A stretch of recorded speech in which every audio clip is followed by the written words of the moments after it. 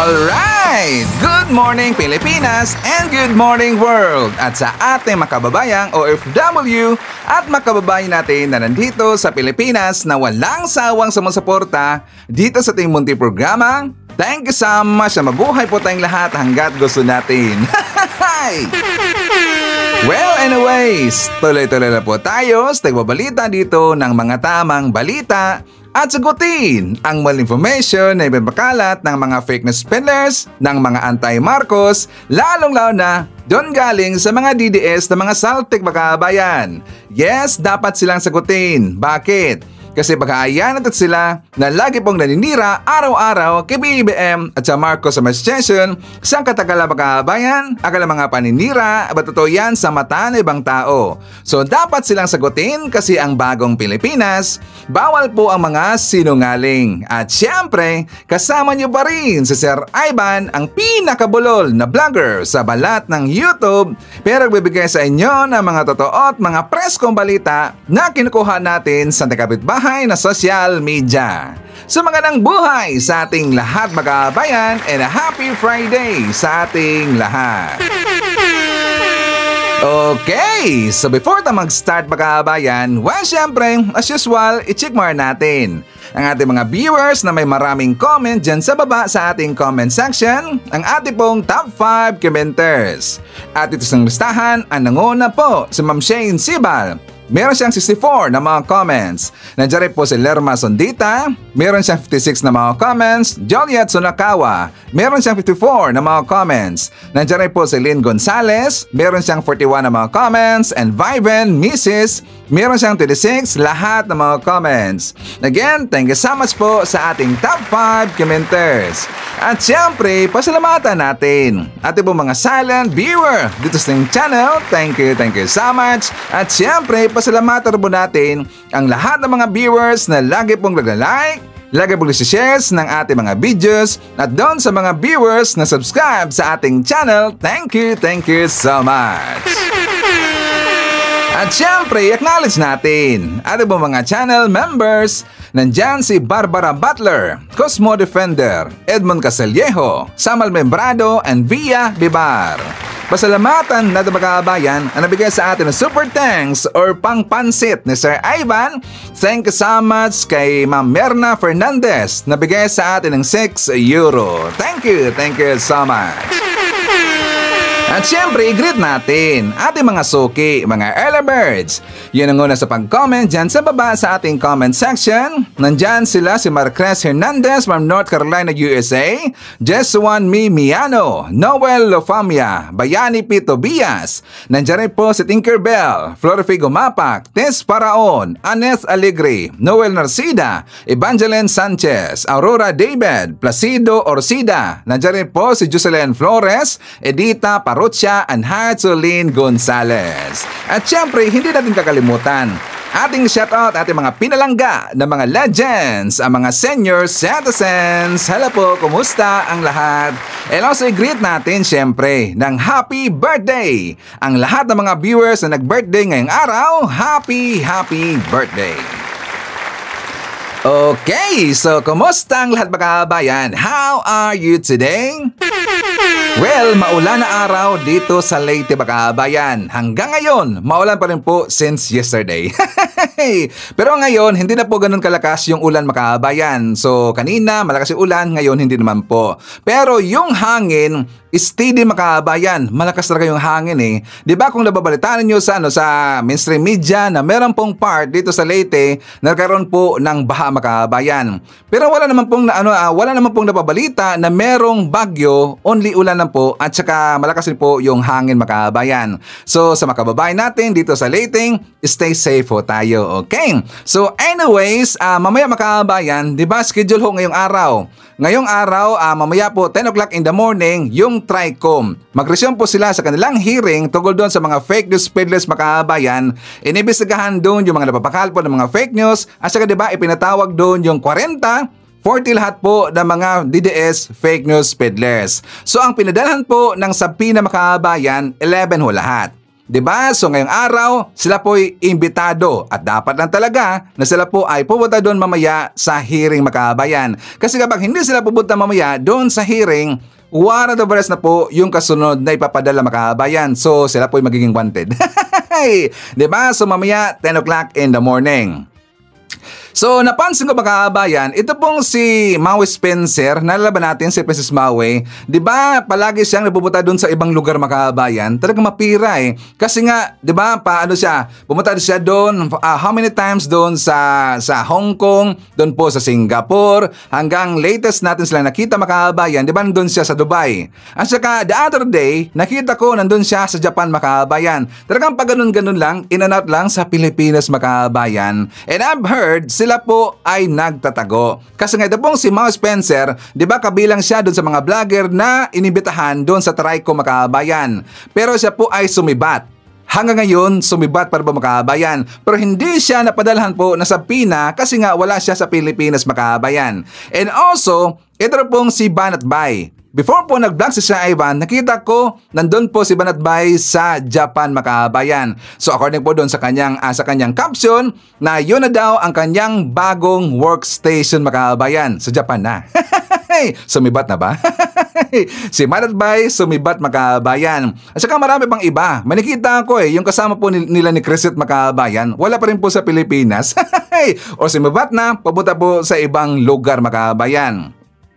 'Di ba? Napakatapang na na mag-post po ng mga fake news sa kanilang account mga kababayan. So kapag sila po ay papatawag na at saka imbestigahan po doon sa kamera, ngayon nagsilayasan na mga kababayan. 'Di ba? Duwag naman pala eh. So again, kapag hindi po dadalo yung pinatawag po or pinadalahan po ng sampina na 11 lahat po ng mga DDS vlogger mga kababayan, kapag hindi sila mapapakita ngayong araw, well, next a warrant of arrest na. So may nakita ako doon sa post po kasama doon sa mga DDS mga kababayan. I think si yung kasama po ni Chriset Loretta Cho pupunta doon mga kababayan. Mamaya daw sabi doon sa kanyang account. And also si Chriset magpapakita rin po ng mga kababayan. Well, I don't know sa iba po mga DDS but it's up to them. Okay? So antabayanan natin yan mamaya 10 o'clock in the morning mga kababayan. Okay? So meron tayong babalikan.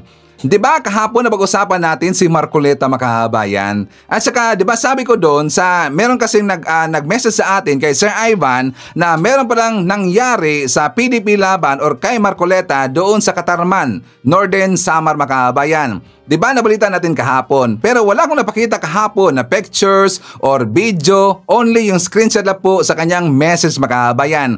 Kasi nga nagmamadali po si Sir Ivan. So hindi na po ako nag-usisa masyado, hindi po ako nag-imbestiga. Of course, meron po akong trust sa aking viewers. 'Di ba? May trust po si Sir Ivan sa aking mga viewers. At saka nakita ko po sa mga if-forward nila sa akin na mga scope or yung mga ibabalita natin or yung mga fake news po ng kabilang kampo. Well, accurate naman po mga kababayan. So no worries. Kahit po si Sir Ivan po ay nagmamadali, ibabalita natin yan. So si Sir Ivan po meron pong trust sa aking mga viewers. So syempre, doon po sa mga DDS na mga gonggong na meron pong i-forward sa atin po na mga scope, pero yun po ay fake news. Hindi ko yun kinikater mga kababayan kasi nga yun po ay patibong.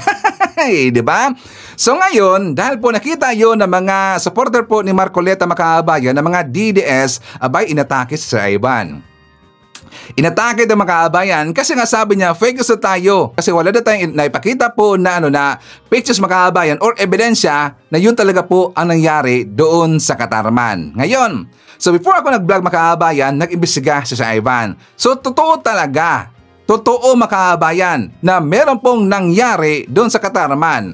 Alam niyo ba na napagalitan po yung grupo ni Marcoleta, also si Marcoleta, napagalitan po ng pare na yun pong si Monsignor Gaspar Balerete yata yun if not mistaken. Sakto ba taga Samar, taga Katarman? Di ba siya po si Monsignor Gaspar Balerete? Sila po ay napagalitan mga kababayan. Kasi nga, 'di ba, ginamit nila yung Sacred Heart Stage at saka yun po sa Katoliko po na simbahan mga kababayan, Sacred Heart Stage. Kasi ang according po doon sa sinabi kasi doon ng grupo po ni Marcoleta mga kababayan, yan po ibinalita ng Rappler. ang balita doon sa Rappler mga kabayan, English kasi. And also, naglibot-libot ako. Doon po sa balita po sa taga Samar mga kabayan, waray kasi. So, hindi natin po maintindihan. Kasi si Ivan, ako rin po, hindi rin po ako makatindi ng waray mga kabayan. Yes, totoo yan. Kahit taga Leyte po si Ivan, hindi po ako nakatindi ng waray. Kasi ako po ay pure Bisaya mga kabayan. Cebuano tayo, Cebuano. So ngayon, gin-translate ko yung English na balita po doon sa Rappler mga kabayan. So ngayon, ito na po, gin-Tagalog. According po doon ni Monsignor Gaspar Balerete mga kabayan, siya po yung Vicar General ng Diocese of Catarman sa Northern Samar. Sa Facebook post niya noong Martes, March 18 mga kabayan. So March 18 pa pala ito nangyari kasi sabi ito nanawagan sa mga organizer ng Pro Duterte Rally dahil sa paggamit umano ng religious space para tumulong sa kampanya para sa senatorial aspirant at Duterte ally na si Rodante Marcoleta mga kabayan. So dagdag niya. Ayon kay Monsignor Balerete, dumulog ang mga individual sa kumbento, yung grupo ni Marcoleta mga kabayan. Dumulog daw yung individual sa kumbento ng Catarman para humingi ng permiso na magsagawa ng rally for peace na mga kabayan. Rally for peace and responsible voting. So sabi dito sa Sacred Heart Plaza, doon sa Sacred Heart Plaza pala yung mga kabayan, last Tuesday, Martes ng umaga. So dagdag pa niya, sabi dito, idinagdag pa ng pare na nakausap niya ang mga kalahok sa pagtitipon at idindiin na sila ay ginagago na makabayan ng mga grupong Maka Duterte. Dahil si Marcoleta daw ay membro ng INC na gumamit ng Catholic venue na hindi dapat gamitin sa pangangampanya. So ang sinabi naman kasi ng grupo ni Marcoleta Makabayan, ang kanilang rallying isasagawa is Rally for Peace and Responsible Voting.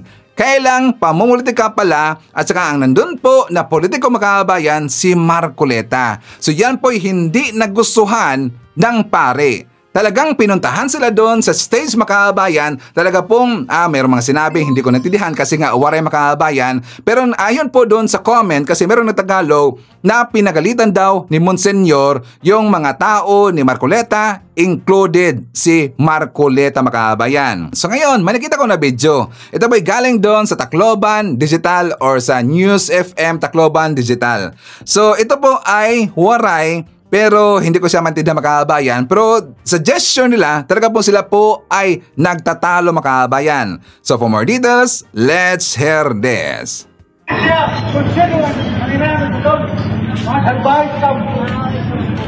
Waon.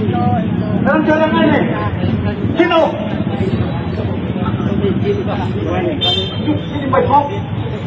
Ayaw kang mag-invite yung kandidato kahit ito rally for peace and responsibility. Kanano inimitang niyo? Di sa nila ka kandidato. Di sa munta na invite yung kandidato. Di sa nakagano ka nililiyo kaya kandidato. Di sa maniliyo. Masalbayos kang. Manluluko kang. Di gamit niyo ang rally for peace and responsibility. Tapos nag-imbitar kami sa mga kuwan, kandidato. Hindi pa takalinihin. Ang mga takalinihin wala niyo. Pero kasi gamok, orusan, isikarte. Natanga na kandidato. May kandidato na kasi rin? Wala. Tala, dito ha. Hindi sana, kanano imbitar niyo, sa'yo na kandidato. Para, diri tayo, hala. Tukan niya yan eh. Akong may kaldunaran. Akong may kaldunaran.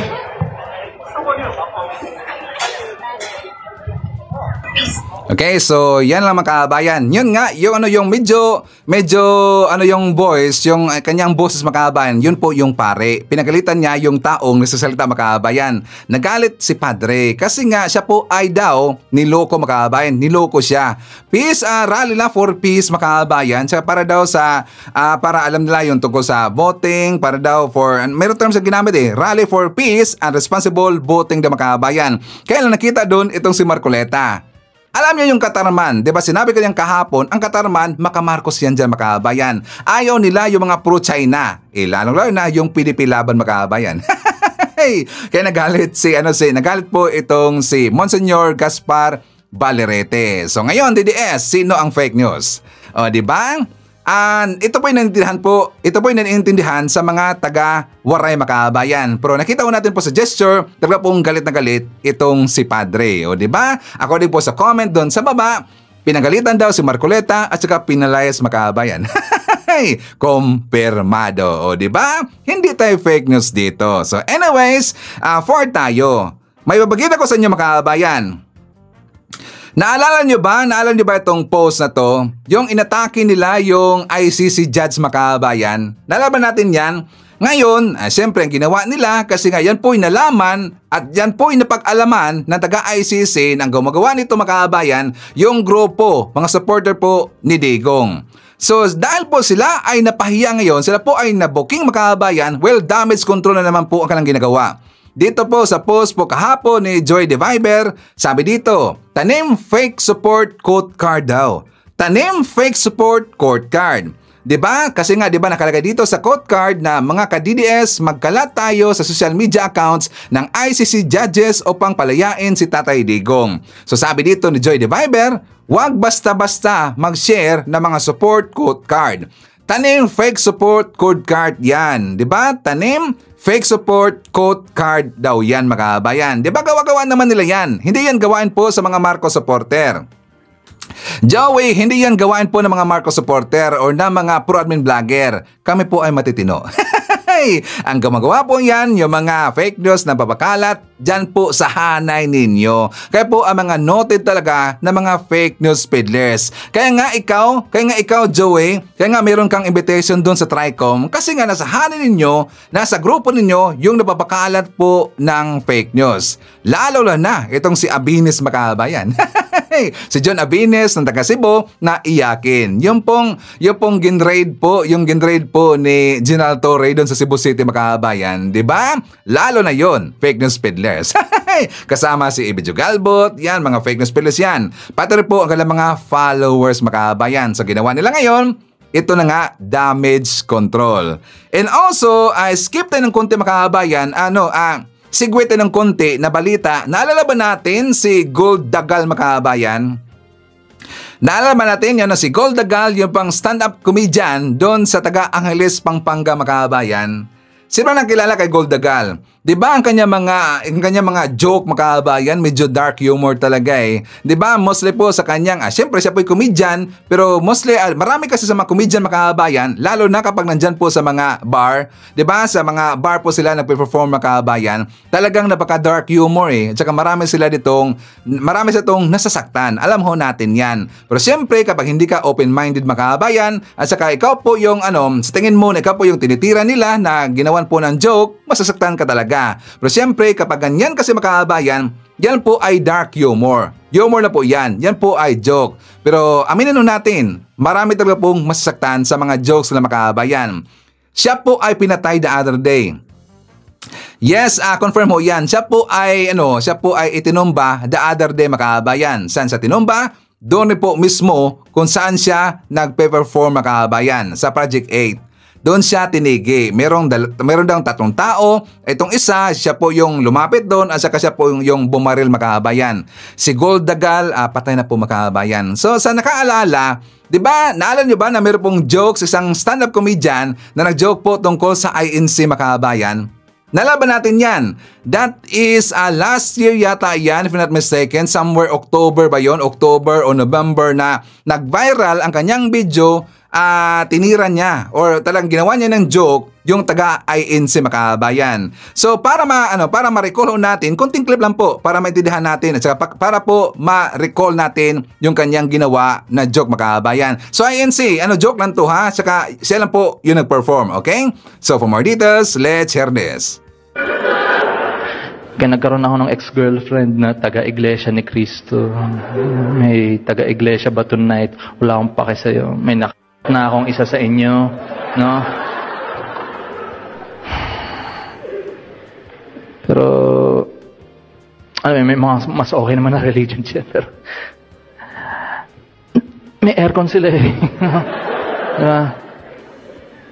First time na nakaapak ako doon sa kapilya nila, mangha-mangha talaga ako na daming aircon eh. Binilang ko pa 1, 2, 3, 4, 5. Ang lamig, no? Cool. Cool to. No?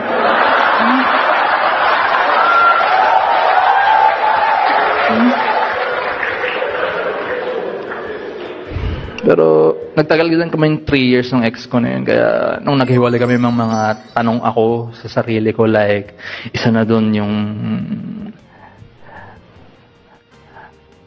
ano nang gagawin ko ngayon sa mga slack sa cabinet.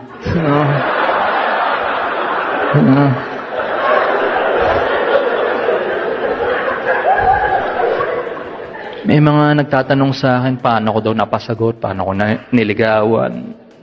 Nirekta ko lang talaga yung feelings ko. Ganun lang kasimple. Like, sinabi ko agad sa kanya, alam mo, I love you, Eduardo Manalo. Oh, dyan na yung makaabayan. So, dyan na lang yan. So, di ba, naalala ba natin? Siya yun, si Gold Dagal makaabayan. So, the other day, siya po'y itinumba.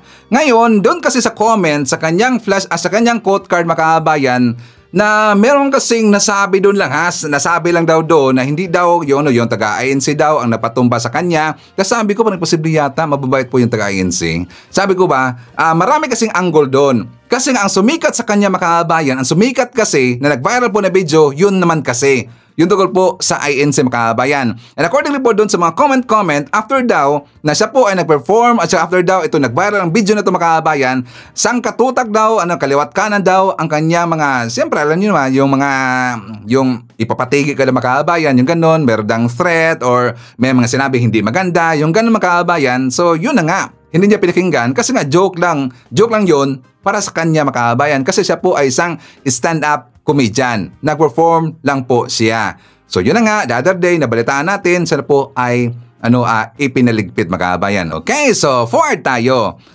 Kahapon, nakita natin makaabayan, di ba, nakaroon po ng hearing doon sa Senado, ito po tungkol sa foreign relations kasi nga, ang kanang inimbestigahan, yung tungkol doon sa pagkakaresto kay Digong makaabayan. Ang nag-initiate niyan, si Senator Amy Marcos. Nakita ho natin kahapon. Alam niyo na marami pong mga Marcos supporter, mga loyalista na hindi nagustuhan ang ginawa po ni Senator Amy Marcos makaabayan. Totoo lang, doon nga sa GC namin, talang galit na galit sila. Doon nga sa 3 GC ko na meron pong, siyempre, nandun po yung mga Marcos supporter, loyalista, mga viewers natin, nandun sila makaabayan. Talagang napalabas sila ng sama ng loob dito po kay Senator Amy Marcos. Kasi hindi po maganda ang kanyang ginawa makaabayan. Nagsisigawan nga sila, talagang nakita ko doon, nag-comment doon ang isang loyalista, sabi niya na, Senator Amy, bigyan mo naman po ng kahihiyan ang ading mo. Kasi nga wala daw sa hulog ang kanyang pag-iisip makaabayan. Alam niyo ba ang point doon sa mahaba po niyang hearing makaabayan? Bakit siya nag-grant? Bakit nagkaroon po ng hearing? According po sa aking pagkakaintindi makaabayan, kasi, 'di ba, sabi nila unlawful daw yung pagkakaresto kay Digong. Illegal daw makaabayan. Bakit nag-illegal? Kasi wala daw itong warrant of arrest. At saka hindi rin po nakita doon o wala pong red notice galing po sa Interpol makaabayan. 'Di ba wala pong red notice? Pero meron pong diffused notice makaabayan. 'Di ba 'yun pong term? Diffuse or diffusion ba 'yon? Diffused notice ang nandun. Pero yun po, siyempre, legal yung makaabayan. Magkaiba naman kasi yung red notice at saka yung diffuse notice. Kapag pala na red notice makaabayan, dapat yung accused ay hindi nila alam yung location. Yun pala yung purpose po ng red notice makaabayan. Hindi alam kung nasaan po nagtatago itong accused na to or wanted na to, kaya mag-post po ng red notice. Kapag diffused notice makaabayan, alam na lang po kung saan yung location yung pinaghahanap or yung accused makaabayan. So yan po ang pagkakaiba, DDS, para alam ninyo, okay? So ang kabuuan po ng hearing na yon, dahil po wala daw warrant of arrest, ipinakita yung ating pong otoridad makaabayan. Di ba? Correct if I'm wrong, yun lang po talaga eh. Kaya nga, natatawa kami doon po sa ginagawa po ni Senator Amy Marcos makaabayan. Kasi nga unang-una, napakadali nilang gumawa po ng hearing. Urgent daw yun eh, di ba? Nung salita po si Senator Amy Marcos, takot na takot itong si Chis Escudero. Nakaroon kagad po ng hearing mga kababayan. How about sa impeachment trial kay Sara Duterte mga kababayan? Bakit hindi pumayag kaagad itong si Chis Escudero? Di ba? Ang kanyang schedule, June 2 ba daw mag-umpisa? Or June 2 or something, June 20 yata yon, 2 or 20. Ang tagal pa. Pero dito kay Senator Amy Marcos, napakadali nilang nag-decide mga kababayan on the spot. Di ba? On the spot, nandyan kaagad. How about po sa impeachment trial mga kababayan? Di ba pinapatagal talaga eh. Nagkaroon dito ng delay. Nakaduda talaga eh. So ngayon, babagita ko sa inyo. Yung pong mga questioning doon ni Senator Amy Marcos. Also, ang pagsagot po ng ating mga sekretaris doon kay Senator Amy Marcos. At saka meron ipapakita ko sa inyo mamaya mga kababayan na ebidensya na meron talaga pong warrant of arrest. At kung sino yung nag-post niyan. Mismong kalyado po ni Digong Makabayan. For more details, let's watch this. When was the accused finally shown the warrant of arrest? Di ba dapat as soon as practicable ang sinasabi? Kailan mo pinakita mismo kay former president? I believe the electronic copy is already acceptable now in the rules of court. Yun na nga, pero pinakita mo ba kay Presidente Duterte?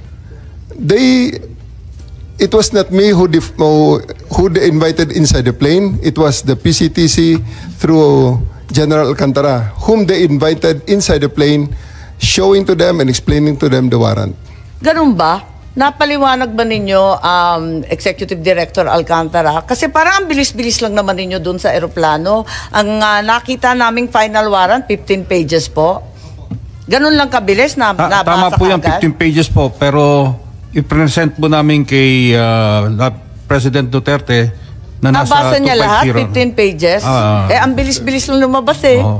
Hindi po niya nabasa yun. Hindi niya nabasa? Hindi niya. So, bakit? Doon po namin present sa kanya. Kaya nga, pero ba't hindi niyo pinagbigyan na basahin? Kasi karapatan talaga ng akusado at ng arestado yan, di ba? At that point in time, ang may kopya po ng warrant ay si General Alex Monteagudo.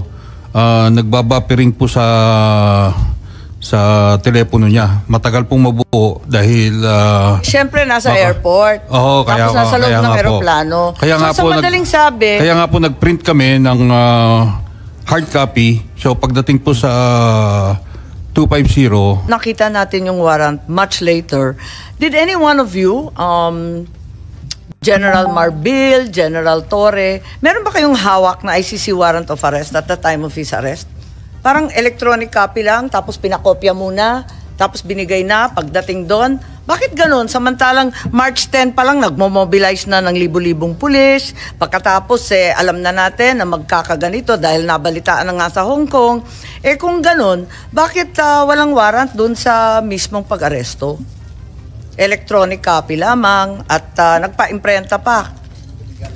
Ba't nagkaganon? May I differ on the wisdom of the SOJ to explain on the legality of the electronic copy of the warrant, ma'am? Hindi naman tinatanong yung legality. Okay lang yun. Ang tinatanong ko, bakit parang unprepared kayo samantalang prepared na si General Marbil? Madam Chair, I just want to make clear na ang trabaho po ng police is really to assist po yung PCTC natin. Yun po yung and what we have is tama po yung sinasabing order ng diffusion. So ito po yung nangyari. We rely po dun sa PCTC, dun sa lahat ng mga documents that they need na gagamitin po dun sa effect ng arrest. Ito po yung ginawa po ng again, uulitin ko. Dapat yung PCTC nagdala ng warrant. Ba't nga ba kayo walang warrant? It was stated ipapadala po through diplomatic channels Naka-state po yun So dapat diplomatic channel. Nangyari ba yun? Kung diplomatic channel yung DFA, ano ba nangyari sa warrant na yan? Sa dinami-dami ng handa ninyo, sa libo-libong pulis at sundalo na kinalampag, wala bang nag-isip na kinakailangan dalhin yung warrant? Your Honor, if I may, wala po kaming information o wala kaming natanggap at all. Kayo naman sa PCTC, wala rin kayong natanggap? We requested for a copy of the warrant and we got it the next day. The next day being? The warrant that came from the Kaya nga, what the day system. The next day is 12 po, 12. So, hindi rin ninyo na ipakita kay Presidente Duterte? Bale tama, si General Torre, na warrantless arresto. Pinakita po namin yung hard copy sa 250, pero sa lawyers po natin pinigay. Madam Chair, can I clarify? Kasi ang sinasabi din na redacted copy lang ang binigay, hindi rin kompleto, kaya hindi nila mabuo. At yun nga, nagkagulatan, bakit meron pa? Can I clarify that? Sir, it was a sealed warrant, correct? Hindi. Hindi po. Electronic yung nakuha po na... No. Ano ang pinadala ng ICC? Kasi parang sa ibang news report, sabi sealed. Pag sealed kasi, hindi dadaan ng DFA yon. So yun nga ang question. What was sealed, sir, was the warrant of arrest was sealed before March 11. Yes. Tapos kanino, sir, pinadala? Sino magbubukas nun pag sealed? When they demanded a copy of the warrant, we relied on our fail-safe mechanism. We have a fail-safe mechanism to make sure that the documents are secure in our possession. So it's the DOJ that produced the warrant. Hindi sa may bias ako sa DFA, but I've worked with these people. Kasi pag sealed, may option na hindi padaanin sa kanila. At kahit pinadaan sa kanila, I don't think they have the authority to open it. Diba? Yes, but we had to use our fail-safe because the PCTC could not produce the warrant, so we had to use our fail-safe. Yes. But once naman it's opened by the proper authority who's allowed to open it, diba, to unseal it, then syempre Philippine law na. Ipapakita mo talaga dun sa na. Yes, we showed it to the president and to his lawyers. Teka, mapapaliwanag lang ako. Tell me candidly, at the time you apprehended PRRD, nung inaresto si former president, yung ICC warrant, nasa inyo na ba, General Torre? Yung totoo. Kasi you're under oath, alalahanin. Yes, ma'am. It is with us. It was already with you. Yes, Electronic. Yes, ma'am. Electronic. Wala Yes, kayong official copy? Electronic O walang copy, ma'am, hard given copy? electronic copy given to me by Yusek Nikiti of the DOJ, ma'am. Sa DOJ. Sa inyo, kasi parang nagtuturoan kayo, sabi ninyo, na dapat yung PCTC ang nagbigay. Pero wala kayong binigay. Sabi ninyo, dapat DFA. Nalilito po ako. Hindi po. Hindi po nagtuturoan. We had the copy of the warrant, not electronic copy of... Dinami-dami Yusek nang nag-aresto kay Presidente. Walang nag-isip na kinakailangan bigyan ng kopya na hard copy, opisyal, at talagang... binigyan po namin sa... Saan? 250 po, binigyan po namin. Nung ma-print na po yung hard copy... Saan yun? Sa 250 po. Sa Villamor? Meron po. Ano yung 250 po? Sa Villamor po, Villamor. Binigyan po siya ng kopya, hard copy po.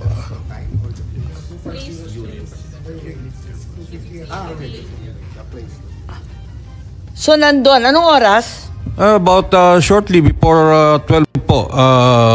Around 12, around noon at that time po. Noon? Noon time? Naibigay ng noon time? Opo. Pero anong oras ba hiningi? Di ba napakaaga pa noon? Humihingi po sila from the tube. Starting from the tube, humihingi na po sila. Anong oras yun nung hihingi sila? When they arrive po, it's about 10 o'clock. 10 o'clock. So, 2 oras makalipas bago ninyo naibigay. Ma'am, just to be clear. Yes. Just to be clear. General Torre, maybe you can explain the process of serving the electronic copy, which constitutes a legal form of serving the warrant. Yes, ma'am. After they disembarked, as I have learned from General Torre, they asked that it be postponed, that they be brought first to... Ano ba nangyari doon, General, pagkatapos doon?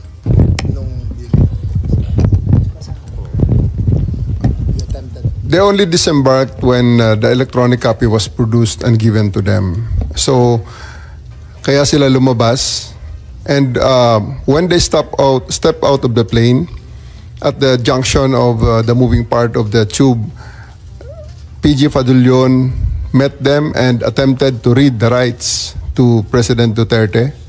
And all of them said, pwede ba mamaya na yan at pa-diffuse muna natin ang tension. Doon na lang sa 250th Airlift Wing. So we acceded to that request. We arrived at the 250th Airlift Wing. They were given refreshments. They were allowed to to refresh. They were allowed to, para generally pababain lang ang tension ng lahat. And then we, after an hour or two, we returned, and that was the video that you saw when I was reading the rights in the cell phone, which basically it's memorized already. So just a formality, and then they asked at that juncture, they asked for the written, they want a printed copy. So I went out of the room, stepped out of the room, printed it, and gave it to them. Okay, yung printed copy, may allegation na redacted copy daw to. Hindi daw kumpleto, hindi daw buo. Parang simplified lang or pinaiklian. Tama ba? O buong-buo? Buong-buo yun, ma'am. It was ilang pahina? 15 pages. Yung 15 pages na kumakalat ngayon, yes, yun na yun? So yes, yun din ang naibigay doon sa Villamor? Yes, ma'am. That was properly received by Attorney Delgra in assigned so, receiving copy. Delgra. Yes. Okay, so dyan ang makaabayan. So bottom line, ano ba ang resulta po sa ginawang hearing kahapon ni Senator Amy Marcos makaabayan? So yeah, please comments baba, babasahin mamaya ni Sir Ivan. Okay, so what do you think? Ano yung resulta kahapon sa nangyaring hearing doon sa pagkakaresto kay Digo Makaabayan? Di ba wala? Ang gusto lang kasi ni Senator Amy Marcos na merong mapapahiya Makaabayan. Kasi nga, yun naman talaga ang kanyang intensyon doon ipapahiya yung mga sekretary natin dyan sa agency natin. Diba? Sa ahensya natin po sa gobyerno ng Makaabayan. Yun ang po ang point doon. Nakikita naman kasi yan, nakita yan kasi nga, diba? Siya po yung nagbabasa po sa mga rant ng mga DDS. Siya po yung nagbabasa doon sa mga request po ng mga DDS. Siya po yung nagbabasa itong si Senator Amy Marcos sa mga daldal na mga DDS, sa mga fake news nila. Doon kasi siya nakagabase Makaabayan na wala dang warrant of arrest. Illegal daw yung pagkakaresto kay Digo Makaabayan. Yun po ang kanyang pinagbasihan lahat. Diba, correct or wrong? So ngayon, kahit anong gawin po dito, kahit anong gawin po ni Senator Amy Marcos Makaabayan, hindi pa rin po siya susuportahan po ng mga DDS. Tingnan nyo ang post po ni Hitad. Anong post ni Sasol Gando Sasot? Anong post po ni Joy De Viber, ni Kukulokoy, at saka yung iba pa mga disblogger Makaabayan? Anong sabi nila lahat? Isa lang pong sinabi Makaabayan, huwag kayong mapaloko dyan sa mangga. Nagpag-grandstanding lang yan. Hindi pa rin yan natin susuportaan. O diba? Sino ang tinatawag nila na mangga? Senator Amy Marcos Makaabayan. Yan po ang nickname niya galing po sa mga DDS, Mangga. Huwag kayong maniniwala dyan sa kay Mangga, hindi pa rin yan natin ibuboto. O diba? So useless Makaabayan. Gusto lang po niyang ipapahiya yung mga sekretary natin. Anong resulta po sa hearing kahapon? Wala. Kasi nga nalaman nila, meron talaga pong warrant of arrest Makaabayan. At hindi po illegal ang pagkakaaresto kay Digong. Isa sa ebidensya natin, DDS, kung hindi kayo maniniwala po doon sa hearing, meron pong post itong si Bongo. Anong post niya, Sir Ivan? Mismong picture galing po kay Bongo Makaabayan. According dito, diba sabi nila na fake news daw, wala daw physical copy si Digong ng ICC warrant of arrest Makaabayan. Wala daw, kundi siya po ay dinampot, siya po ay hinuli, dito na sa ICC. Wala daw nakita na warrant of arrest itong si Digong. Yan po ay fake news. Mismong post po ni Bongo Makaabayan, sabi dito ng Radyo Pilipinas, sa larawan na kuha ni Senator Bongo, makikita ang pagtanggap at pagbasa ni dating Pangulong Rodrigo Duterte ng arrest warrant mula sa International Criminal Court para sa kasong Crime Against Humanity. Inaresto ang dating Pangulo nitong Martes ng umaga sa Ninoy Aquino International Airport sa kanyang pagdating mula sa biyahe sa Hong Kong Makaabayan. O ano na, mga DDS? Diba wala bang warrant of arrest? Gonggong talaga eh. And also, ipapakita ko naman si Makaabayan. Ipakita ko sa inyo yung comment po at saka diba meron pong interview or meron pong press con. Ito pong si Sarah kahapon Makaabayan. In-insert nga eh. Diba in-insert siya doon sa hearing Makaabayan. And also, meron po siyang separate na interview ito pong si Sara Duterte. Meron siyang Makaabayan. Sa totoo lang, wala talaga akong nararamdaman. Tingnan nyo, siya po mismo nasabi niya Makaabayan, sa totoo lang, wala talaga akong nararamdaman. Hindi ako galit. Hindi ako disappointed. Nothing at all. Hindi na siya maibabalik na Makaabayan. Hindi na magbabalik si Pangulong Duterte sa Pilipinas. So what we should do is as a country is move on from what happened. Galing mismo sa kanyang bibig Makaabayan. Diba? So hindi siya galit, hindi daw siya disappointed, so move on na lang tayo kasi hindi na daw babalik sa Pilipinas itong si Digong. So nawalan siya ng pag-asa mga kababayan. Alam na alam niya. Kunwari pa. Hey, kunwari pa mga kababayan. Yan naman talaga ang gusto nila, diba? Yung pagkakaresto po ni Digong sa ICC mga kababayan, at saka dinala po doon sa ICC, at saka nung start pa nga ng pagkakaresto, ginamit na ho nila itong si Digong mga kababayan para po sa kalang propaganda para yung sipatsa ng mga tao makuha nila mga kababayan. Hanggang nandun po itong si Digong sa ICC, ginamit nila, mas lalo nang ginamit nila. Tira nyo, di ba, nakagulo po doon sa Davao, nagkaroon po ng series of rally mga kababayan, kasi nga para makuha nila yung sipatsa po ng mga tao. Kasi nga ipinagmukha nila, lalo na si Bongo. Di ba, ipinagmukha nila, itong si Digong nakawawa ng mga kababayan. Hindi nila kumakain, hindi daw natitake po ng kanyang medicine, pati nga yung chinilas daw doon po sa airplane mga kababayan, wala daw sinuot na chinilas itong si Digong, nakapaalan daw. Doon pa lang, marami pong fake news. At yun po ay fake news. Meron pong picture na nakasapatos po itong si Digong mga kababayan. Diba? Talagang gagawin nilang lahat na ipagmukha nila na kaawa-awa itong si Digong. Kasi nga ginagamit lang mga kababayan. Ito kasi big advantage sa kanila. Lalo na kay Sara Duterte. O diba? Sino kaya yung nakialam po na anak ni Digong mga kababayan? Yung sinabi po ni Quezon Gasa. Di ba nakaduda talaga? Pati nga yung sinabi po ni Hanilet makabayan, di ba sinabi po ni Hanilet sa kanyang interview, sabi niya dun sa SMNI, mas mabuti pang tinigi nyo na lang siya dun makabayan. Ito dang si Digong. Kasi gusto talaga nilang matigi ito si Digong. Nag-fail sila sa kanilang plano na Ninoy Aquino 2.0 mga-kabayan. Yung pong plano nila. Pero siyempre, mautak kasi ang ating otoridad, di ba?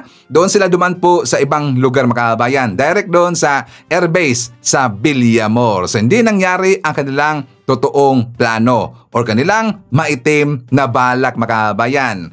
Ano kaya ang nangyayari? Or ano kaya ang mangyayari kung naging Ninoy Aquino 2.0 mga-kabayan? Diba? Malaking gulo talaga yan. Talagang malaking gulo yan makabayan. At gagawin pa nilang hero itong si Digong. Pero nautakan sila ng ating otoridad. Hindi nangyari makabayan. Sila po ay na-checkmate. Yun ang plano. Napansin nyo ba hindi sumama si Hanilet doon sa ICC makabayan? Marami na pong natanong yan sa akin. Sir Ivan, what do you think? Bakit hindi sumama itong si Hanilet doon sa doon po sa ICC, hindi niya sinamahan po ito si Digong. Di ba ang palusot po ni Hanilet, wala daw siyang passport makabayan? Wala na siyang passport, di ba? Nagsinungaling talaga eh. Galing pa sa Hong Kong, walang passport makabayan. Doon pala nagsinungaling na itong si Hanilet. Bakit kaya hindi siya sumama? Siguro dahil po kay Ipi. Joke lang. Siguro dahil po kay Ipi makabayan. Di ba viral yan? Siguro lang ha, according to my theory, kasi nga kung bakit hindi sumama si Hanilet, kasi nga meron siyang aasikasuhin sa Pilipinas makabayan, ang kanilang properties and also ang bangko. Kasi nga naramdaman na po nila na ipapa-freeze or i-freeze ang kanilang mga asset makabayan. Kaya nga hindi siya sumama doon sa ICC kasi meron siyang aasikasuhin po sa Pilipinas. Yan na po makabayan. Diba? Kitang-kita naman, very obvious niya makabayan. Puro na lang po palusot ang kanyang mga sinasabi. Puro naman kasi paawa fake ang kanyang mga sagot doon sa kanyang interview makabayan. Pero yun naman talaga ang gusto niya, diba? Kasi nga, sino ditong makakabenepisyo kapag wala po si Digong? Kayo na po ang sumagot makabayan. Diba? Sila po yan. Diba? Pera-pera yan. So anyways, before tayo mag-jump po sa next topic mga kabayan, i-share naman natin. Nandyan po si Sarah Brightman Vlog, Elizabeth Habihan. I-share natin sa Beautiful Places, Sceneries, People and Deeds. Nandyan po si Alex Rosario Dambriking, Kelly de Guzman Capuno from Tagaytay City, Cavite. Hi to Jen Medina, Rolly Casilang. Nandyan po si Maricel Navarro. Hi to Los McKeever, Anisito Sanchez, Edita Sapden, Anisito Sanchez. Nandiyan rin po si Milagros Marter, Maria Teresa Balingket, and hi to Nick Simborio. Okay. Mga kababayan ko, tayo po muna nawagan. Doon po kay Harry Roque.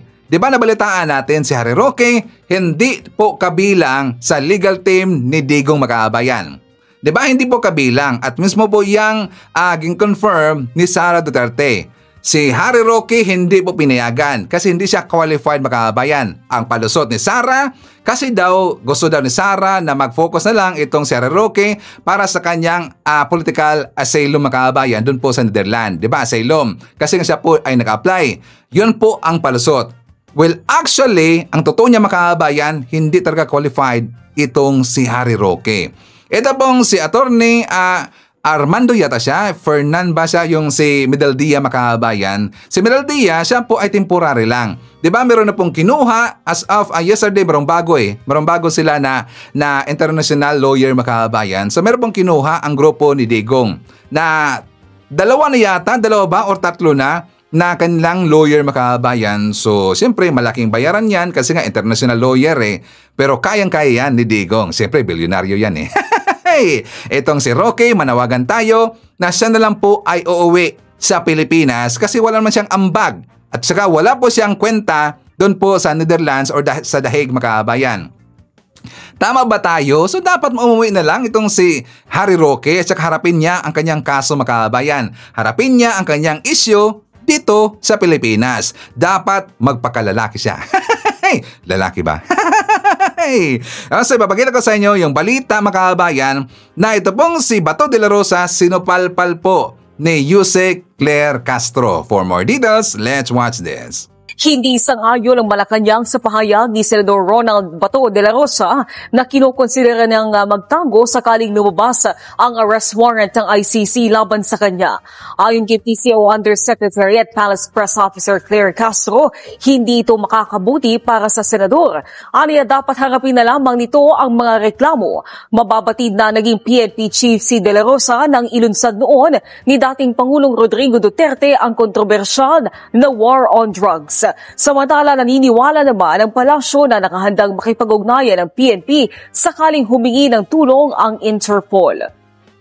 Yan po ba ang gusto niya ring ipahiwatig sa taong bayan na kapag may warrant of arrest ay dapat magtago?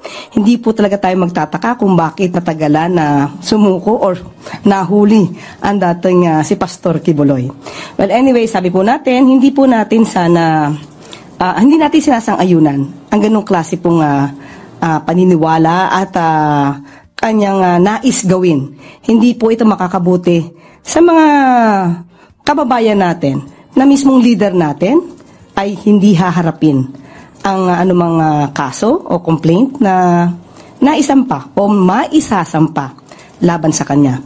At hindi po ba sabi natin parang siya nga yata ang medyo umiwan sa kay dating Pangulong Duterte considering na hindi siya pumunta sa Hong Kong kasama sa nila. Hindi po ba dapat ang kaibigan ay walang iwanan? So palpal si Bato makabayan. Tama talaga si Yuse Claire, no? Sakto ang kanyang sinabi makabayan. Ngayon nakita natin na naduwag na itong si Bato de la Rosa. Noon grabe ang kanyang pagdaldal, grabe ang kanyang pagmumura makabayan. 'Di ba minura pa nga niya itong si Trillanes kapag nandiyan na daw yung warrant of arrest galing po sa ICC, gusto niya si Trillanes daw ang magdadala sa kanya makabayan. Haharapin niya daw, 'di ba? Make my day. Puro kadaldal, 'di ba? Ano na ngayon? Humingi siya ng tulong doon kay Chis Escudero makabayan. Gusto niya na magtatago daw doon sa Senado. Kapag darating na daw yung warrant of arrest, magtatago siya sa Senado makabayan. Tama ang sinabi ni Yuse Claire na dapat siya po ay magiging role model makabayan. Siya po ay dating PNP chief. Diba? Kasi nga kapag ito'y makita po ng ibang tao na meron pong kaso makabayan, na meron na rin pong warrant of arrest, gagayahan yan kasi. Diba kapag meron pong warrant of arrest, magtatago na lang. Si PNP chief nga, si Bato de la Rosa, nagtatago siya. Diba? Gagayahan kasi yan ng ibang tao makabayan na meron pong warrant of arrest. So dapat magpakalalaki siya. Siya ang kanyang apelido, ang kanyang pangalan ay Senator Bato. Bato siya makabayan. Bakit ngayon naging Peebles na? Diba? Noon Bato, ngayon Peebles na. Naduwag makabayan, gusto na magtatago. Dapat be a friend doon kay Digong. Diba magkaibigan sila, allied sila. Buti pa si Digong, hinarap niya yung warrant makabayan. Pero ito pong si Bato de la Rosa, iniwan niya si Digong. Hindi siya pumunta doon sa Hong Kong kasi alam niya na meron pong warrant of arrest makabayan. Biglang naduwag, biglang nang iwan po ng kaibigan makabayan. At yan po ang traidor na kaibigan. Yan po si Bato de la Rosa. O, di ba? So, ipapakita ko rin po sa inyo mga kabayan yung sinagawa pong survey ng SWS kung sila ba ay pabor sa pagkakaaresto or arestuhin or papanagutin itong si Digong sa ICC mga kabayan. Alam nyo ba na lumabas po na 51% pabor po ang mamayang Pilipino. At saka marami pong pumabor sa Visayas area mga kabayan. For more details, let's watch this. Nakararaming Pilipino nagsabing dapat lang mapanagot si dating Pangulong Rodrigo Duterte sa umano'y extrajudicial killing sa ilalim ng kanyang war on drugs. Batay ito sa resulta ng pag-aaral na isinagawa ng social weather stations. Mahigit kalahati ng mga Pilipino ang pabor na panagutin si dating Pangulong Rodrigo Duterte sa madugong war on drugs. Sa survey ng social weather stations na isinagawa noong February 15 to 19, 2025, lumabas na 51% ng respondents ang naniniwalang dapat mapanagot ang dating Pangulo kaugnay ng drug war killings. 25% ang disagreed o hindi sangayon, habang 14% ang undecided. Sa Metro Manila, 45% ang pabor na mapanagot ang dating Pangulo. Pinakamataas naman ang agree percentage sa Visayas na naitala sa 62%, 60% sa Northern Luzon, 49% sa Balance Luzon, 48% sa Central Luzon, at 44% sa Southern Luzon. Sa Mindanao na baluarte ni Duterte, 47% ang pabor na siya ay mapanagot. Kabuang 52% ang pabor na mapanagot ang dating Pangulo sa rural areas at 48% sa urban areas. Ang SWS survey ay kinumisyon ng Strat-based group na nilahukan ng 1,800 adult respondents nationwide o 300 sa Metro Manila, 900 sa Balance Luzon, 300 sa Visayas at 300 sa Mindanao. Naniniwala naman ang isang ICC-accredited lawyer na dahil mas nakararaming Pilipino ang pabor na maparusahan ng dating Pangulo, mas mapalalakas pa nito ang loob ng mga pamilya ng EJK victims. Yung mga families ng mga victims, ang tagal ng takot na lumabas. Ngayon, mas malaki yung chance na lalabas sila at magpa-participate sila. No? Ayon pa kay Attorney Butuyan, may proseso kung saan maaaring voluntaryong mag-apply ang mga pamilya ng mga biktima para maging testigo sa kaso ni Duterte sa ICC. Sa opisyal na datos, nasa mahigit 6,000 drug suspects ang napatay sa drug war operation sa Duterte administration mula 2016 hanggang 2022. Gayunman, iginigit ng human rights organizations na maaaring umabot pa ito sa 30,000 dahil sa mga unreported na pamamaslang. Si Duterte ay kasalukuyan ng nasa kustodiya ng International Criminal Court sa The Hague, Netherlands, kaugnay ng kasong crimes against humanity. Kapag hinatulang guilty, maaari siyang masintensyahan ng hanggang 30 taong pagkabilanggo. Samantala, Malacanang iginiit na walang sinisingle out ang pamahalaan kaugnay sa pagkakaaresto kay dating Pangulong Rodrigo Duterte. Giit ng palasyo, mismong ang dating presidente ang may gawa nito. Hindi pinupuntirya ang pamilya Duterte. Yan ang tugon ng palasyo sa naging pahayag ng anak ni dating Pangulong Rodrigo Duterte na si Davao City Mayor Baste Duterte, kasunod ng pagkakaaresto ng kanyang ama para sa kasong crime against humanity sa ICC dahil sa madugong drug war ng kanyang administrasyon. Gusto na naman po niyang iparating sa taong bayan na kawawa na naman po ang mga Duterte dahil sinisingle out. Ang warrant of arrest po ay para lamang po kay dating Pangulong Duterte. Wala pa po ang ibang mga co-perpetrators na nakasaad doon. So hindi po tayo makakaiwas na si dating Pangulong Duterte lamang po ang isurrender sa ICC. Paliwanag pa ng palasyo na ihain ang kasong ito bago pa ang Marcos Jr. administration. So walang sinisingle out dito. Ang nangyari dito, yung mga kasong dito na tungkol sa crimes against humanity, kagagawan din po ng kanyang ama na ibinibintang sa kanila. Nanindigan din ng palasyo na hindi ito diversionary tactic ng pamahalaan. Naparatang din ng nakababatang Duterte para pagtakpan umano ang ilang issue, partikular na ang pondo ng PhilHealth at ang 2025 national budget. Bagay na ayon sa Malacanang ay handa nilang sagutin. Bago po nangyari itong pag-aresto at pag-surrender kay dating Pangulong Duterte, ikakausapin mismo natin ang taga PhilHealth. Meron na po kami Hindi lamang po namin ipinapalabas ngayon dahil nga po ang issue ngayon ay patungkol po dito sa ICC. At baka po hindi maintindihan ng tao kapag ka po ibang issue ang pinag-uusapan. Pero madali pong i-explain kung ano po ang nangyari sa PhilHealth. At yung tungkol po sa GAA, hayaan po natin dahil ang sabi po natin, sumusunod tayo sa principle, enrolled bill principle. Hindi po ito diversionary tactic. Buwelta pa ng palasyo, ang issue ng confidential funds ng Office of the Vice President ang tila hindi na napag-uusapan. Kaya marapat lang daw na sagutin ang muling paglutang ng mga bagong kahina-hinalang pangalan na nakatanggap umano ng pera mula sa naturang pondo ng OVP. Kung naman po ay nadiscover po, dapat po rin patunayan. Kasi as of the moment, nasabihin pa rin po natin, may presumption of regularity patungkol dyan. Pero since nako-question nga po ito, dapat lamang pong patunayan ni VP Sara kung ang mga resibong ito ay totoo o hindi. Sa tanong kung bakit hindi muna naimbestigahan ng dating Pangulo dito sa Pilipinas bago i-turn over sa ICC, paliwanag ng palasyo na dapat tanungin ng nakaraang administrasyon dahil taong 2021 daw nang hilingin ng Duterte administration na itigil ng ICC prosecutor ang pag-iimbestiga dahil magsasagawa umano ng sariling investigasyon ng nakaraang administrasyon. Pero hindi raw ito nagawa kaya ipinagpatuloy ng ICC prosecutor ang pagsisiyasat. Kung meron po sigurong dapat sisihin kung bakit nagpatuloy ang ICC, yun na rin po ay ang dating administrasyon dahil hindi sila agad kumilos patungkol dito sa mga kasong ito na nirereklamo patungkol sa madugong war on drugs. Hindi po ba dapat sila nga muna ang nagsimula para kung meron pong dapat na ipagpatuloy ang Administrasyong Marcos patungkol sa pag-iimbestigang yan ay dapat na simulan na po. So wag natin ipahid ang kasalanan ito sa administrasyon ni Pangulong Marcos. Okay, so siya nga pala makabayan. Sino ba nakakapansin sa inyo ni Pulong?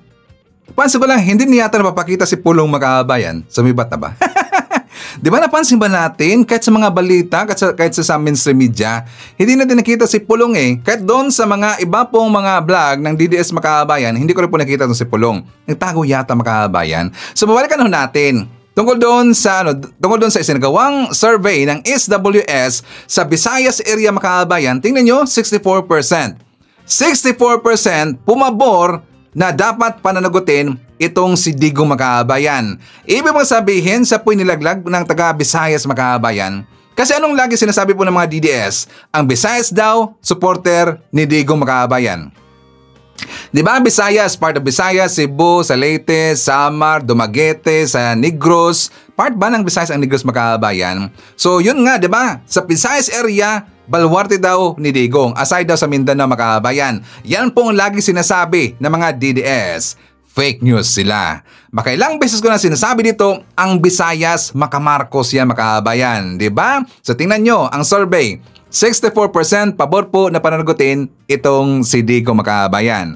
So ngayon, i-shout out natin. Nandyan po si Rita Angot, ang ating pong new subscriber. I-shout out natin si Auntie Letty Magno at saka sister na si Lia Kabuang from Paris, France. Nandyan rin po si Eva Marita or Narita. Hi to Tony De Los Reyes, Maria Rosario Malaito. Nandyan rin po si Ron O'Neill from City of Taguig. Hi to Dieselen David, Jaime Garcia, nandiyan po si Nia Wilson, Jaime Perez. I-shoutout natin si Celso Villamin from Parañaque City, Nene Redrino from Santa Rosa, Laguna. Nandiyan po si Josephine Gallego, Jess Tubtub from Calaba, Laguna, Ashen, Rosalinda Gali. Shoutout daw sa El Shaddai, Virginia Chapter, Holy Rosary every evening. Hi to Luisito Niedo, Sports Shinobi from South Korea, Jenny Howard, John Wig, Ayeng Gementiza. I-shoutout natin si Leonardo San Jose, Felma Cabato. Nandiyan po si Jemson, Jameboy Jariel, and Regine Abadawi, City of Cebu. Greetings from Rodolfo Ranadorabor of Tansa, Cavite. Okay, mga kababayan ko, ipapakita ko sa inyo yung survey ginawa po na ni Eliazar TV Makabayan, kung ano ba ang masasabi ng ibang tao dito po sa pagkakaresto kay Digong. For more details, let's watch this. Sangayon po kayo sa pag-aresto nila kay PRRD o hindi, sir? Bilang Pilipino, sir, sa opinion niyo po? Tama naman ginagawa ni Duterte noong araw sa droga. Ang problema ko lang, sa opinion ko opinion. Ayaw niyang naging presidente na siya. Kung tumigil na sila kaka-atake kay Bongbong Marcos, bakit wala na siyang problema? Yun lang naman eh. Ibig niya sabihin, sir, nung natapos na yung pagka-presidente niya, dapat tumigil na siya na pag-atake kay BBM. Hindi naman. Pabayaan mo na si BBM kasi kanyang panahon na eh. Okay po. Diba? Opo. Para wala na. Kung tuloy-tuloy mo siyang atakihin, nahahamper yung pag-asenso ng bansa natin, nahaharang yung progreso ng bansa natin eh. Bakit nung siya ba ang presidente, may humarang ba sa kanya? Wala naman ah. Kaya kung yan, tatanungin mo sa akin kung tama ba, may tama siyang ginawa para sa akin, pero mali yung tapos na ang termino niya, guguluhin pa rin niya ang pamamalakad ni President Marcos. Yan lang po. Sa ulitin po, naawa ko sa kanya kasi malaki din naman ang tinulong niya. Kaya lang, bigyan mo naman ang bagong presidente ng pagkakataon. Salamat po. Sir, bali, ang lalagay po namin is, agree po kayo sa pag-arrest. Kung yun ang kinakailangan, para tumigil siya. Sige, para sa akin naman, may basehan naman at tama naman. Ang pag-aresto, binigyan siya ng 1 taon na pagkakataon para explain yung ginawa niya. At hindi naman si President Marcos ang may kagagawan niyan. Member tayo ng ICC, member tayo ng, sumagot lang tayo sa international agency. Ano nga yung isang agency? International Criminal Interpol. Interpol. Oo, hindi siya. Opo. Hindi po siya ang may pasimuno ng pag-aresto. Ang nag-file sa kanya si Trillanes, hindi siya.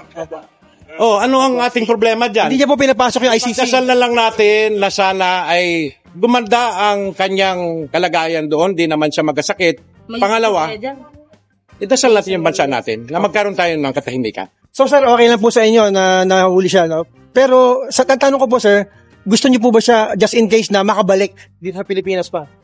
Para karapatan niya yun eh. Opo. Kung pakawalan siya ng ICC, bakit hindi? Karapatan. Basta't pro ako sa karapatan ng bawat Pilipino. Very well said po sir. Napakaganda po. Yan, narinig nyo, DDS. Tingnan nyo kung sino dapat yung bakbakanin nyo. Kung sino dapat inyong babatikusin. Dapat si Trillanes, hindi po si PBBM. Diba? Unang-una, ang nag-file po ng kaso doon sa ICC against kay Digong, ito pong si Trillanes. Hindi naman po si PBBM kabayan. Si PBBM, siyempre, sumunod lang po siya sa batas at saka nag-agree lang po siya na i-serve yung warrant of arrest kasi nga ang nakiusap sa atin yung Interpol, hindi po yung ICC. Siyempre, meron tayong utang na loob po sa Interpol kasi nga makailang beses na po tayong humingi ng pabor sa Interpol. So ngayon na sila naman po ang kumatok sa ating pintuan, alangan naman natin, babaliwalain natin makabayan. Diba? So normal talaga yan. Okay ang ginawa po ni PBBM na nag-agree siya na serve po yung warrant of arrest kasi nga through Interpol yun makabayan. Hindi naman po hindi naman po yung ICC na ikiusap kay PBBM. Hindi na po nakikipag-cooperate ang Pilipinas, si PBBM sa ICC. Kasi nga wala tayong jurisdiction sa ICC. Pero membro tayo ng Interpol DDS. Diba? Pero bakit hindi nyo pa rin yan naintindihan? Itangay. Mahirap naman kasi explainan itong mga taong medyo close na yung utak makabayan. Diba? Nakakatawa talaga eh. And also, ipapakita ko na po sa inyo makabayan, siyempre, hindi din nakakalimutan yung ating pong mga good news. Kasi nga, siyempre, dahil po sa nangyayari ngayon sa Pilipinas, napakaingay, napakagulo itong DDS, makakalimutan kasi yung mga good news makabayan. At para malaman po ng mga DDS na ang mga tinatrabaho po ng ating gobyerno, ang tinatrabaho po ni PBBM, kung ano ang lakad niya, kung saan po kanya yung mga meetings niya, o saka ano bang ginagawang inisyatibo ng ating gobyerno, ito ang ating balita. For more details, let's watch this. Nasa 20,000 na trabaho ang magbubukas para sa mga Pilipino sa pagtatayo ng bagong steel manufacturing plant sa Maasin City, Sarangani. Sa ikalawang quarter ng taon, inaasahang sisimula ng Chinese company na Panhua Group ang unang yugto ng konstruksyon ng nasabing planta ng bakal, kung saan nasa 6,000 Filipinos ang unang makikinabang sa proyekto. Ayon kay Philippine Consulate General in Chongqing, Ivan Frank Olea, mismong mga taga-Maasim ang kukuning trabahante ng Panhua Group para sa kanilang planta. Aniya, malaking tulong ito sa ekonomiya ng bansa at mapapalakas sa ugnayang Pilipino-Sino. Sa aabot sa $3.5 ang kabuuang halaga ng nasabing proyekto at oras na matapos, inaasahang nasa 10 million tons ng mga produktong bakal ang maipoproduce kada taon. Formal nang na-turn over ang isang barko sa Philippine Coast Guard na donasyon ng Philippine Red Cross. Magagamit ang MV Amazing Grace sa pagresponde ng PCG lalo na tuwing may kalamidad at paghahatid ng medical supplies. 2 Barracuda rigid-hulled inflatable boats o RIBS din ang ibinigay ng Grab Philippines sa PCG.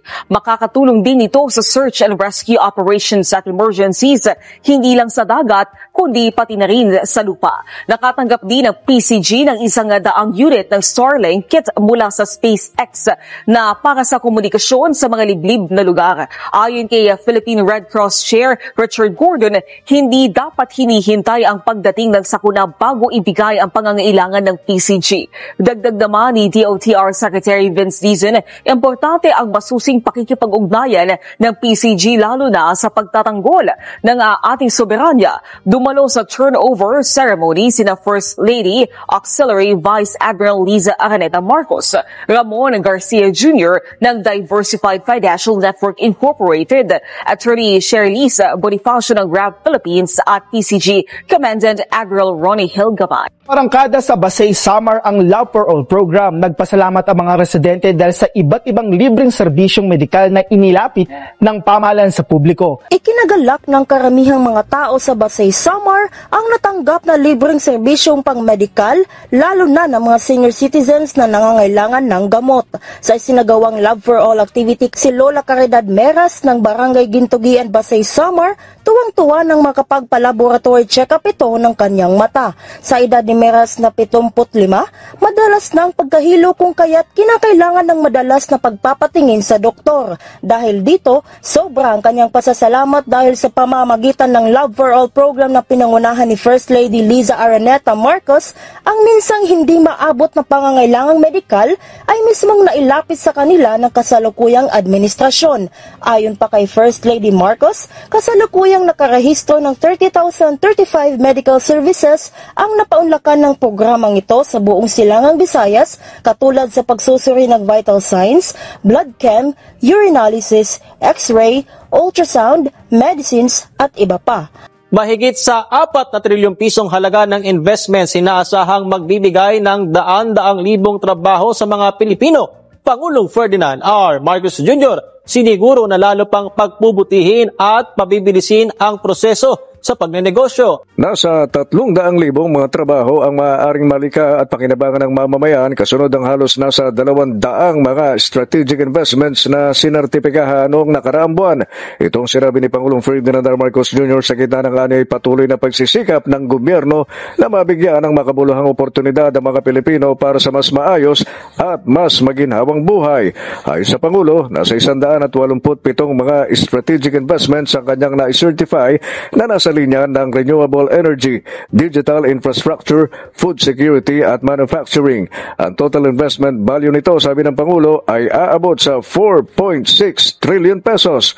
Kaugnay nito ay binigyan din ng Chief Executive na sa pagdami ng investment ay makakatulong ito para mapababa ang presyo ng mga serbisyo at bilihin dahil sa kompetisyon.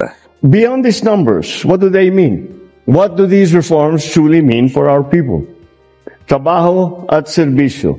Inaasahan po na makakalikha ang investment na ito ng halos 300,000 trabaho para sa ating mga kababayan. Sa ngayon, ayon sa Pangulo, ay mayroon ng mga key infrastructure na nag-ooperate na nasa linya ng enerhiya gaya ng 159 megawatt peak Lawag Solar Power Project at ang 94 megawatt peak Kayanga Bugalyon Solar Power Project na kapwa nasa Pangasinan.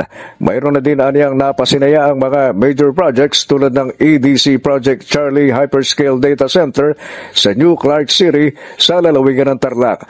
Pagtiyak ni Pangulong Marcos, ipagpapatuloy ng kanyang administrasyon ang pagtahak tungo sa mas progresibong bansa at mas pagtitibayin ng partnership ng pamahalaan at ng pribadong sektor. Our journey towards progress will continue to be built on a strong and agile partnership between the government and the private sector.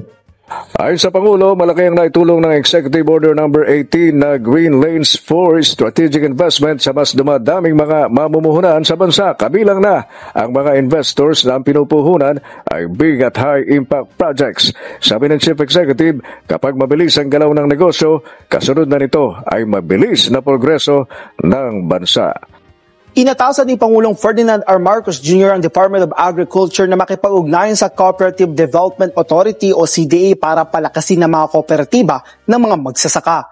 Sa inaugurasyon ng Soro-Soro Ibaba Development Cooperative o CDD Grains Terminal and Trading Project sa Batangas, binigyan din ni President Marcos Jr. ang mahalagang papel ng kooperatiba sa pagpapataas ng ani at kita ng mga magsasaka.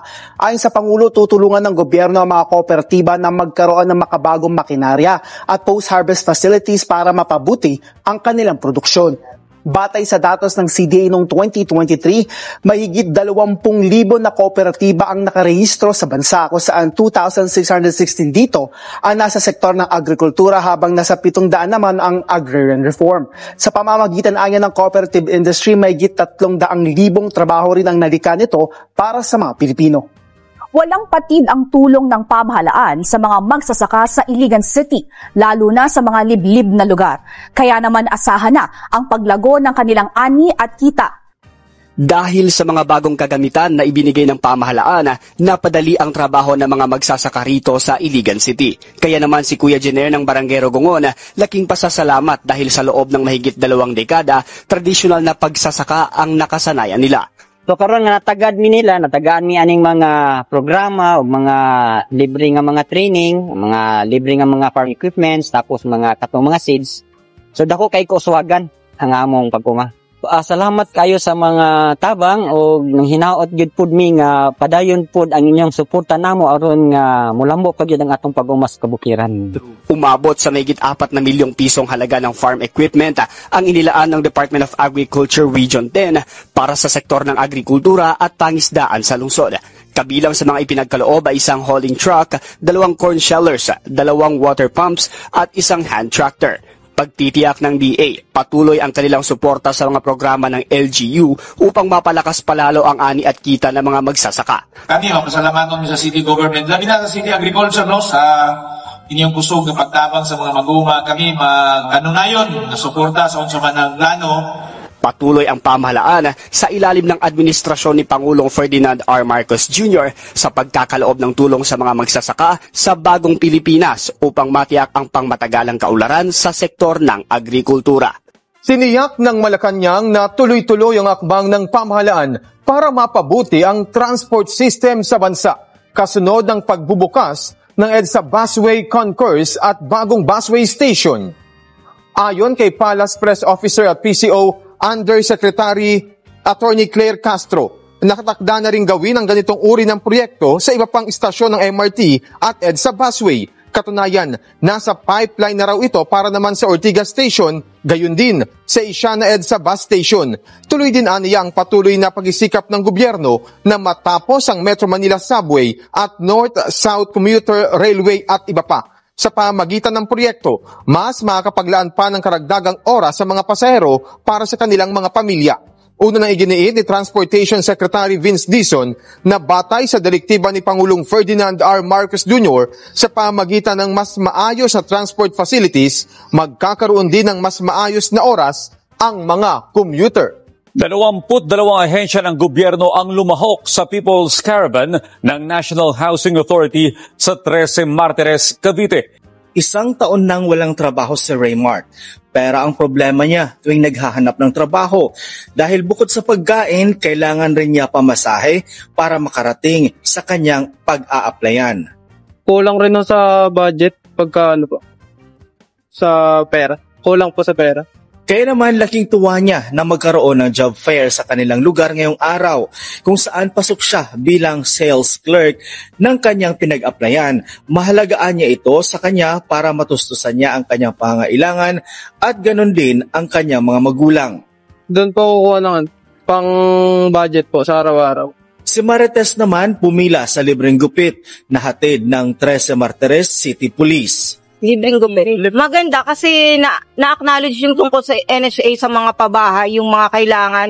Ang libreng gupit at job fair ng Department of Labor and Employment, ilan lang sa mga serbisyo ng pamahalaan na pinilahan matapos isagawa ang People's Caravan ng National Housing Authority sa Barangay Kabuko, 13 Martires City, lalawigan ng Cavite. Tugon po namin ito sa panawagan ng ating Pangulo, gayon din po ng aming General Manager, na talagang ilapit sa tao ang mga serbisyong panggobyerno.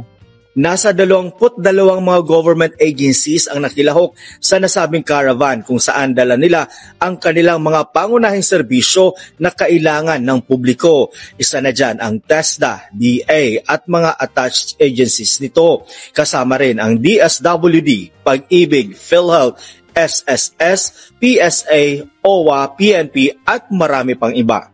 Nagkaroon po yan ng mga clamor sa atin pong mga HOA presidents, sa atin pong mga barangay captains na kung maaari ay maibaba sa mga resettlement sites ang kanila pong mga pangangailangan. Ngayong taon ito ang kauna-unahang People's Caravan sa Region 4A at iikot ito sa iba't ibang bahagi ng bansa kung saan mayroong mga NHA housing beneficiaries. Ang pakiusap na lang sa kanila, samantalain ho nila yung ganitong mga pagkakataon sapagkat mahirap maulit sa isang lugar kasi marami po sila. Ang mga housing beneficiaries ng Barangay Kabuko ay ang mga pamilyang apektado ng infrastructure project ng pamahalaan at yung mga nakatira sa danger zone na galing Makati, Mandaluyong, Las Piñas at Tondo, Manila. Okay, so kung nagustuhan ninyo ating mga topics ngayong araw mga kababayan, please give a like naman po sa ating video. Malaking tulong ho yan.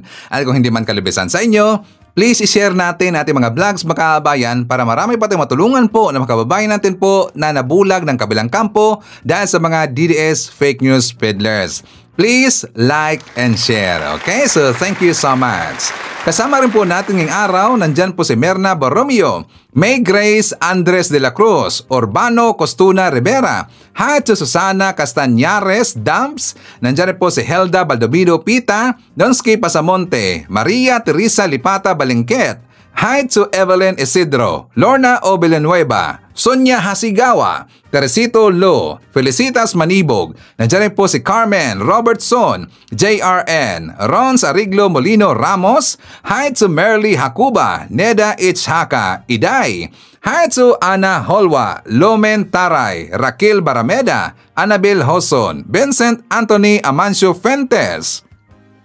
And also shoutout natin, nandyan po si Bong Yu, Apple Nas, Derek Erwina Argilles, Vincent Anthony Amancio Fuentes, Jeco Jerry Cabreros, Rica Noses, Jade Tiberio Pilayo, Hearts of Melanie Ribostes Indiano, Totsi, Elvis Mezo, Mel Barelia, Ivy Alfonso, Jeremiah Siguerero, Evelyn Garcia, Alicia Leak, and Hearts of Joliet Sonakawa. Okay. So mga kababayan ko, yan natin manakalap na mga balita ngayong araw. Kung nakaabot ka po sa portion na to, sana nakapag-like na ho tayo. Libre po ang mag-share, libre din ang mag-subscribe. Again, maraming salamat sa mga viewers na hindi nag-skip ng ating mga commercials. Thank you so much. At before natin tatapusin ang ating programa ngayong araw, sana sabayan nyo sa Sir Ivan para sa ating live messaging prayer. Mahal na Panginoong Hesus, salamat sa lahat ng iyong ginawa para sa amin. Ang iyong mahalagang dugo ay nagdala sa amin ng kaligtasan. Dalangin ko na alisin mo ang bawat negatibong salita na binitawan laban sa akin at sa aking pamilya. Ito man ay pasalitang pag-atake o hindi nakikitang pinsala. Naway matupad sa amin ang iyong perpektong plano. At huwag hayaang guluhin ng anumang masamang intensyon ang aming buhay. Mangyaring ipadala ang iyong mga anghel upang bantayan kami at panatilihing ligtas ang aming sambahayan. Idinalangin ko ito sa pangalan natin Panginoong Jesucristo. Amen. So maraming salamat mga kababayan, and I hope to see you again on my next video.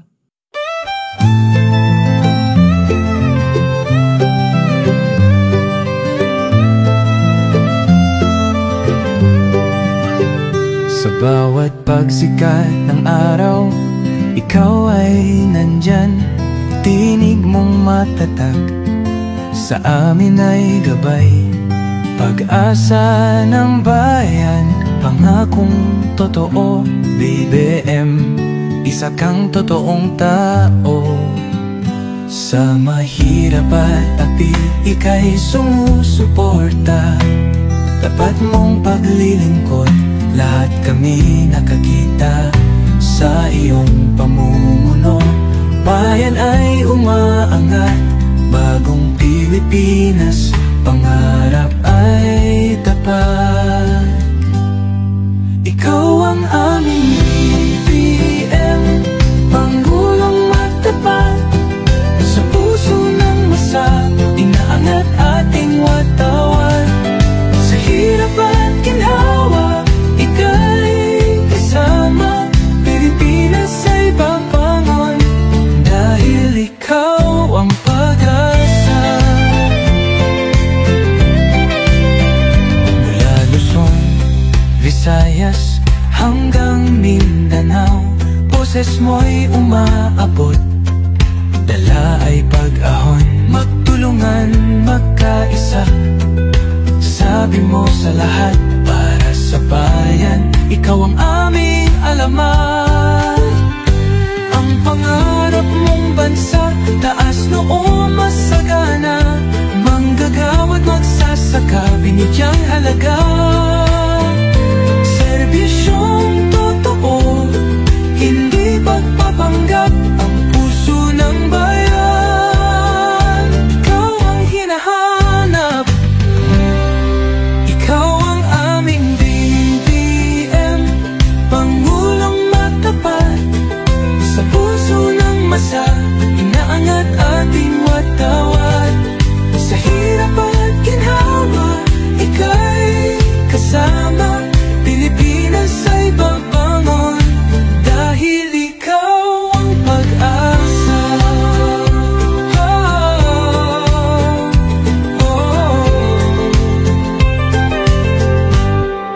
Ikaw ang aming BBM, Pangulong matapat, sa puso ng masa, inaangat ating watawat.